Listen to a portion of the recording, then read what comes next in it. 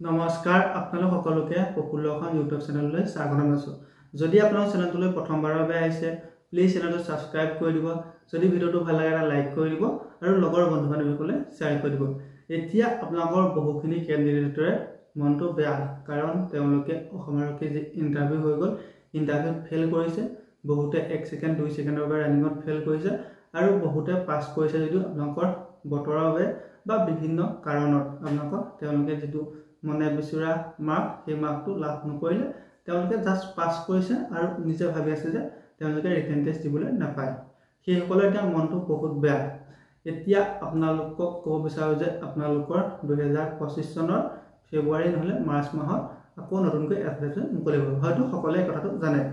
এতিয়া আপোনালোকৰ যেতিয়া ফেব্ৰুৱাৰী বা মাৰ্চ মাহত এডভাৰ্টাইজমেণ্ট আহিব, সেই বুলি ভাবি আপোনালোকৰ বহুতে এতিয়া ৰানিং প্ৰেক্টিছ বা নপঢ়াকৈ আছে। এতিয়া সেইসকলক মই ক'ব বিচাৰোঁ যে আপোনালোকে এতিয়াৰ পৰা ভালদৰে ৰানিং, লং জাম্প আৰু চিন আপৰ প্ৰেক্টিছ কৰি থাকক। তাৰপিছত আপোনালোকে সমানে পঢ়াটো আগবঢ়াই নি থাকক, কাৰণ আজিকালি দিনক দিনে কম্পিটিশ্যন বহুত বেছি বাঢ়ি গৈছে। আপোনালোক হয়তো সকলোৱে দেখি আছে যে আপোনালোকৰ দিনক দিনে কম্পিটিশ্যনটো কিমান বেছি হৈ গৈ আছে। গতিকে আপুনি ভালদৰে পঢ়া শুনা কৰি থাকক। এতিয়া বহুতে ক'ব বিচাৰিব যে আপোনালোকৰ ফেব্ৰুৱাৰী নহ'লে মাৰ্চত এডভাৰ্টাইজমেণ্ট আহিলে আপোনালোকৰ বহুত দিনৰ পাছত ইণ্টাৰভিউ হ'ব। বহুতে এতিয়া ক'ব যে আপোনালোকৰ 25ত যদি এডভাৰ্টাইজমেণ্ট আহে 26ত নহ'লে 25ৰ শেষত ডিচেম্বৰ নহ'লে 26 চনৰ জানুৱাৰী বা ফেব্ৰুৱাৰী মাহত আপোনালোকৰ ইণ্টাৰভিউ হ'ব বুলি ভাবি বহুতে এতিয়া ৰানিং প্ৰেক্টিছ নকৰাকৈ আছে। এতিয়া আপোনালোকৰ 2023 চনত যেতিয়া আপোনালোকৰ অসম বন বিভাগত আপোনালোকৰ এডভাৰ্টাইজমেণ্ট মুকলি হৈছিল, তেতিয়া আপোনালোকৰ বহুত কম দিনৰ ভিতৰত আপোনালোকৰ ইণ্টাৰভিউ, তাৰপিছত আপোনালোকৰ ৰিটেন টেষ্ট, ভাইভা আৰু ৱাকিং টেষ্ট আপোনালোকৰ বহুত কম সময়ৰ ভিতৰত হৈ গৈছিল। গতিকে আপোনালোকেও নাভাবিব যে আপোনালোকৰ বহুত বেছি লেহেমীয়া গতিত হ'ব, সেই বুলি আপুনি এতিয়াৰ পৰা ৰানিং প্ৰেক্টিছ নকৰাকৈ নাথাকিব। আৰু আপোনালোকে যেতিয়া ইণ্টাৰভিউ দিব, ইণ্টাৰভিউ দিয়াৰ পিছত আপোনালোকে বহুত কম সময় পাব। আপোনালোকে ৰিটেন টেষ্ট দিবলৈ মাজত মাত্ৰ এমাহ সময় নাপাবও পাৰে। গতিকে আপোনালোকে এতিয়াৰ পৰা ভালদৰে ৰানিং, লং জাম্পৰ প্ৰেক্টিছ কৰি থাকক আৰু আপোনালোকে ভালদৰে পঢ়া শুনা কৰি থাকক। এতিয়া আপোনালোকৰ 2023 চনত যেতিয়া এডভাৰ্টাইজমেণ্ট মুকলি হৈছিল, আপোনালোকৰ যি অনলাইন এপ্লাই আপোনালোকৰ 2023 চনৰ ফেব্ৰুৱাৰী মাহৰ আপোনালোকৰ 9 তাৰিখলৈকে হৈ আছিল। সেই আপোনালোকৰ 2023 চনৰ আপোনালোকৰ ফেব্ৰুৱাৰী 9 তাৰিখলৈকে আপোনালোকৰ অনলাইন এপ্লাই হৈছিল, কিন্তু আপোনালোকৰ 15 তাৰিখ নে 12 তাৰিখে আপোনালোকৰ এডমিট কাৰ্ড দি দিছিলে। আপোনালোকৰ মিনিমাম বহুতে এসপ্তাহ সময় নাপালে হাতত অনলাইন এপ্লাই কৰা লাষ্ট ডেটৰ পৰা। আপোনালোকৰ ইমান কম দিনৰ ভিতৰত আপোনালোকৰ ইণ্টাৰভিউ আৰম্ভ হৈ গৈছিল।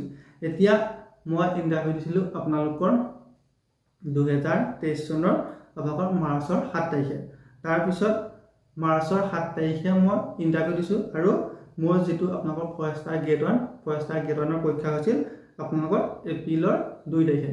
আপোনালোকৰ মাৰ্চৰ 7 তাৰিখে ইণ্টাৰভিউ দিছোঁ আৰু এপ্ৰিলৰ 2 তাৰিখে ৰিটেন টেষ্ট দিছোঁ। মাজত কিমান সময় পাইছোঁ আপোনালোকে নিজে ভাবি চাওক। তাৰপিছত আপোনালোকৰ যিটো ফৰেষ্ট গাৰ্ড আৰু AFPFৰ ৰিটেন টেষ্ট হৈছিল আপোনালোকৰ মাৰ্চৰ 4 তাৰিখে। আপোনালোকৰ এপ্ৰিলৰ 7 তাৰিখে মই ইণ্টাৰভিউ দিছোঁ, তাৰপিছত 9 তাৰিখে আপোনালোকৰ ৰিটেন টেষ্ট হৈছে। মাজত আপোনালোকৰ কিমান সময়, এমাহো সময় পোৱা নাই। আৰু যিটো ফৰেষ্টাৰ সেইটোৰ বাবে আপোনালোকৰ 20 দিন 22 দিন হাতত সময় পাইছে আপোনালোকৰ ইণ্টাৰভিউ দিয়াৰ পৰা, কাট অফ মাৰ্ক মৰাৰ পৰা নহয়। তাৰপিছত আপোনালোকৰ যি ৱাকিং টেষ্টৰ বাবে আপোনাৰ হাতত সময় পোৱা নাই। আপোনালোকৰ 9 তাৰিখে পৰীক্ষা হৈছে, বহুতৰ আপোনালোকৰ 18 তাৰিখ 19 তাৰিখে ৱাকিং টেষ্ট দিবলগীয়া হৈছে। তাৰপিছত আপোনালোকৰ বহুতে আপোনালোকৰ 20 বা 21 তাৰিখে আপোনালোকৰ মাৰ্চৰ এপ্ৰিলৰ আপোনালোকৰ 20 বা 22 তাৰিখে আপোনালোকৰ ৱাকিং টেষ্ট দিছে। তাৰপিছত আপোনালোকৰ ভাইভা 25 তাৰিখ বা 26 তাৰিখে ভাইভা দিবলগীয়া হৈছে।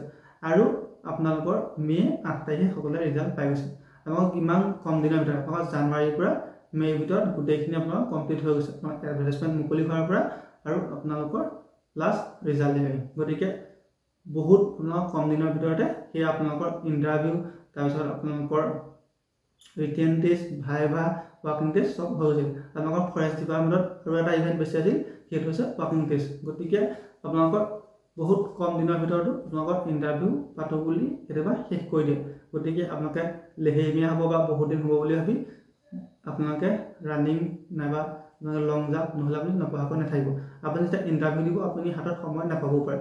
আপোনালোকক অনলাইন এপ্লাই কৰা লাষ্ট ডেটৰ পৰা হাতত 5 দিন 6 দিন সময় পাব। তেতিয়া আপুনি কি কৰিব? গতিকে এতিয়াৰ পৰা ভালদৰে প্ৰস্তুত হওক। আৰু আপোনালোকৰ যেটো দুৰ্বল আপোনালোকৰ যেটো উইক পইণ্ট নিজৰ যেটো উইক পইণ্ট সেইটো বিচাৰি লওক যদি আপুনি ৰানিং ভাল কৰিছে লং জাম্পত আপুনি পিছ পৰি আছে তেন্তে আপুনি লং জাম্পটো এক্সিলেন্ট মাৰিবলৈ চেষ্টা কৰক যদি আপুনি লং জাম্পত এক্সিলেন্ট মাৰে তেতিয়া আপুনি ৰানিংত অলপ কম নম্বৰ পালেও আপুনি ৰিটেন টেষ্ট দিবলৈ পায় কাৰণ লং জাম্পত যদি আপুনি 20 নম্বৰ পাই যায় আপুনি যদি ৰানিংত 12 নম্বৰ পায় তেতিয়া আপুনি ধুনীয়াকৈ ৰিটেন টেষ্ট দিবলৈ পাই যাব গতিকে আপুনি প্ৰথম যেটো লং জাম্পটো এক্সিলেন্ট মাৰিবলৈ চেষ্টা কৰক আৰু ৰানিংটো এটা ভাল টাইমত সোমাবলৈ চেষ্টা কৰক আৰু আপুনি এতিয়াৰ পৰা ভালদৰে পঢ়া শুনা কৰি থাকক ধন্যবাদ